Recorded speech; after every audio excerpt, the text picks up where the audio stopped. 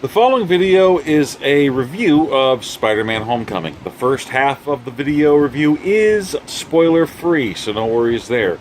The other half of the video will contain spoilers, but don't worry, I will give you a spoiler alert warning before I continue, so if you don't want anything spoiler ruined for you, you can stop watching from that point on. Alright guys, Dave here, and a lot of people were wondering if I was going to review Spider-Man Homecoming, and I was eventually going to see it. It's just, after the Raimi movies and Andrew Garfield and Amazing Spider-Man 1 and 2, I've been hurt before.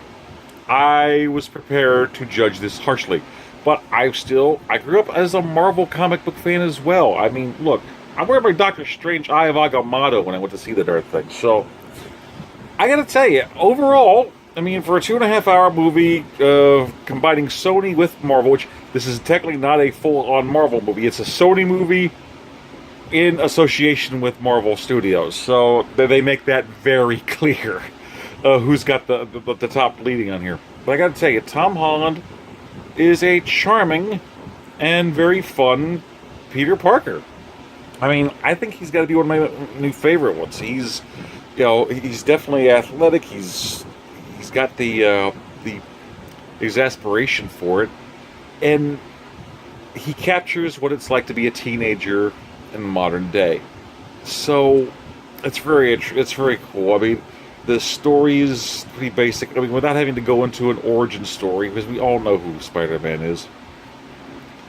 And the cool thing is, there's a lot of little notes here and there. I mean, Ned is a character from the Ultimate Spider-Man. He's the best friend of Miles Morales, so they kind of transplanted Ned for Peter, and it actually works. I mean, that's the big thing. I mean, these two get along, and they're like perfect. It's interesting seeing Peter trying to balance work life with social life, and we get to see a lot of those classic elements of the comic where, you know, great power comes great responsibility, and here's the thing he wants to do for fun, but then he has to do what he thinks is right as Spider-Man, and he's torn with that. It's very well done in that regard, but we also get to see a sympathetic villain with Vulture and his gang. I mean, Michael Keaton, definitely the best part of this thing as far as a sympathetic villain that we can relate to in modern day. And he pulls off a great performance here. All the cast is great. Zendaya, who plays Michelle, she's not Mary Jane Watson, they made that clear, although there are hints that she might be something supposed to be that. But I mean, you're going to see familiar elements from the comics, very specific moments you might actually recognize, like one of the classic things from Spidey, but there's also a lot of the heart there. The underlying tone that we get from Spider-Man is really in there. Robert Downey Jr. has cameos in here, and it's, well, more than cameos, more like a part guest starring role. You know, he pops in whatever he feels like it's necessary.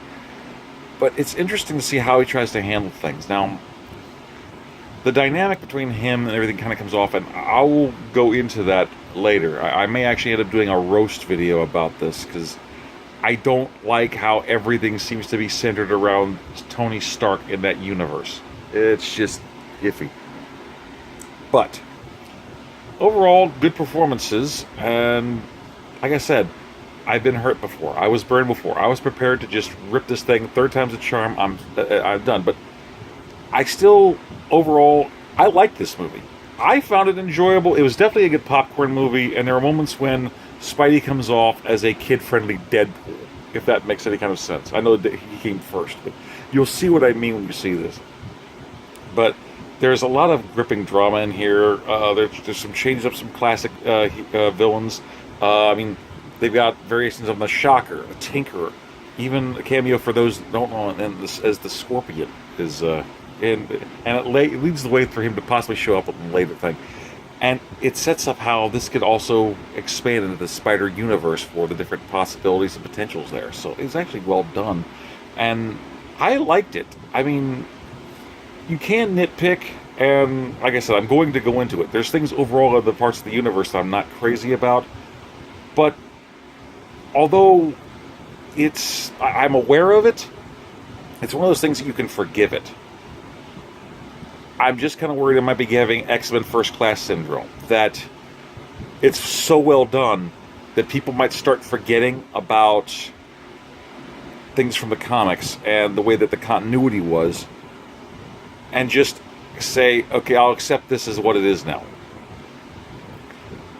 That's what I'm worried about, but like I said, I'll expand on that later. Overall, great movie. Marissa Tomei does an interesting Aunt May. I mean, she's a modern parental figure. I see this.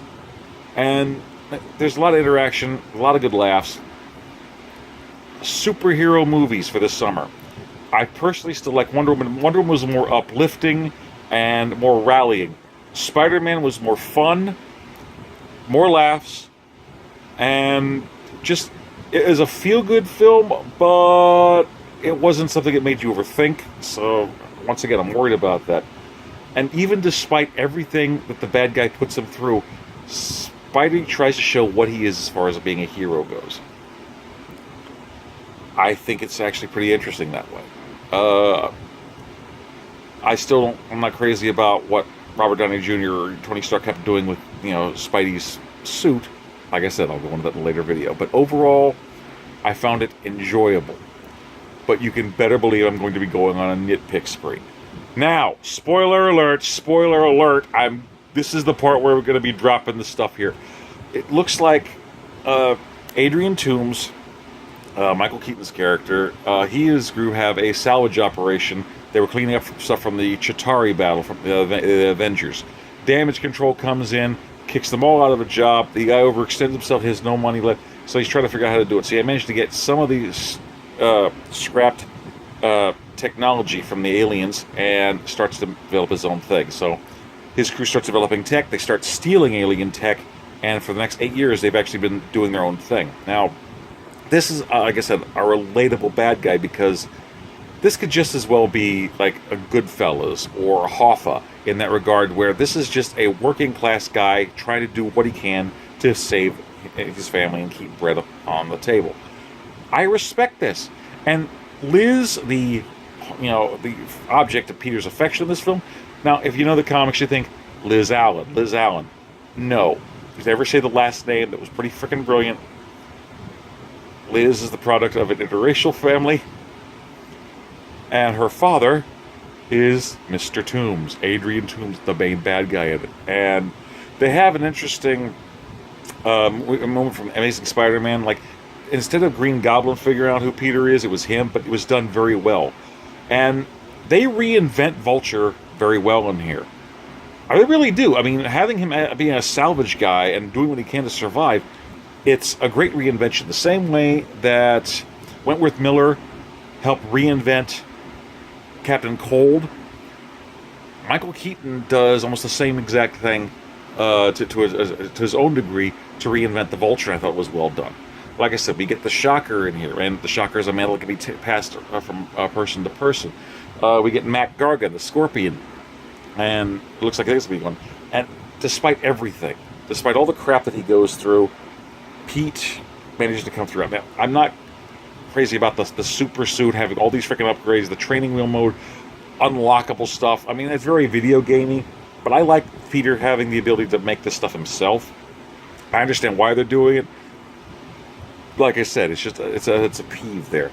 The suit reminded me a lot of Spider-Man Unlimited, Batman Beyond, stuff like that. It's just, and even the Ultimate Spider-Man cartoon, taser webs, really. But it was cute. It was interesting. And I don't like the fact that if Tony says, if you don't do what I say, I'll take your suit away.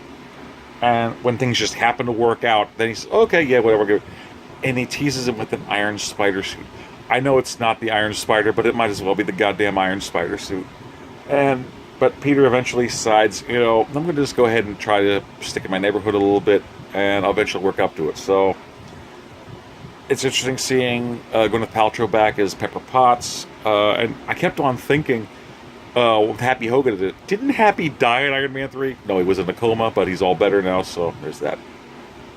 And Chris Evans, Captain America, is making cameos, is in PSAs, which the end of the credits scene, it's a freaking PSA about patience and how it sucks to not get the payoff when you're expecting an end credit scene. It's cute. Like I said, it's laughable, it's enjoyable, it's a popcorn movie, it's a feel-good film. It's just, it didn't uplift me like Wonder Woman, but it's definitely fun. It's enjoyable. I enjoyed it. Go see it, okay? I recommend it. Like I said, Spider-Man is one of my favorite heroes of all time. It's fun. There's some quirks that need to be addressed, and I'm going to later. But overall, enjoyable movie. I think you're going to like it, and I know people are going to have this debate.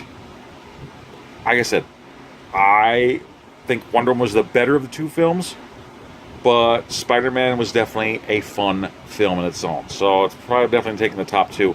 And Marvel isn't even happy about it. Sony didn't even show an ad for Thor Ragnarok. They showed an ad for Black Panther next year, but no Thor Ragnarok, and that's the next Marvel movie coming out. So, are you scared, Marvel? Alright, guys, what did you think? Please like, comment, subscribe, share, and keep an eye out, because sometime soon you're going to get to see a Spider-Man Homecoming roast where, effectively, I'm going to put Tony Stark on a goddamn spit. Alright. Take care, guys. Peace.